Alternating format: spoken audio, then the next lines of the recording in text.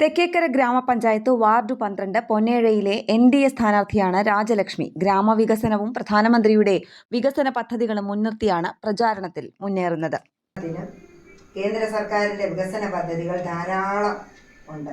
അത് നടപ്പാക്കുന്നതിനും NDA സ്ഥാനാർത്ഥിയായ എന്നെ വിജയിപ്പിക്കണമെന്ന് ഞാൻ അപേക്ഷിക്കുന്നു. അതുപോലെ ഈ നിങ്ങളിൽ ഒരാളായി എല്ലാ കാര്യങ്ങളിലും ഐശ്വര്യത്തിൻ്റെയും സമ്പൽസമൃദ്ധിയുടെയും ചിഹ്നമായ താമര അടയാളത്തിൽ എനിക്ക് വോട്ട് രേഖപ്പെടുത്തി എന്നെ വിജയിപ്പിക്കണം. ഞാൻ വോട്ട് തേടാൻ പോയ വഴികളിലെല്ലാം വളരെ ശോച്യമായ റോഡുകളും വഴിപ്രശ്നങ്ങളാണ് കൂടുതലും.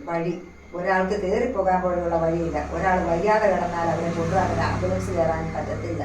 അതുപോലെ വീടിൻ്റെ ശോച്യാവസ്ഥകൾ, വീടിന് മെയിൻ്റനൻസ് കൊടുക്കാമെന്ന് പറഞ്ഞവർ കൊടുക്കാതെ, വെള്ളം താഴെ വീഴാതെ അതെല്ലാം പെരയ്ക്കകത്തിൽ ആകുന്ന ഒരവസ്ഥ, ഇതൊക്കെയാണ് എനിക്ക് കാണാൻ കഴിയുന്നത്. ഇതിനെല്ലാം ഒരു പരിഹാരമായിട്ട് നിങ്ങളിൽ ഒരാളായി നിങ്ങളോടൊപ്പം എന്നും ഞാനുണ്ടാകും. എനിക്ക് ഐശ്വര്യത്തിൻ്റെയും സമ്പൽസമൃദ്ധിയുടെയും ചിഹ്നമായ താമര അടയാളത്തിൽ വോട്ട് തന്ന് വിജയിപ്പിക്കണമെന്ന് ഞാൻ അപേക്ഷിക്കുകയാണ്, അഭ്യർത്ഥിക്കുകയാണ്.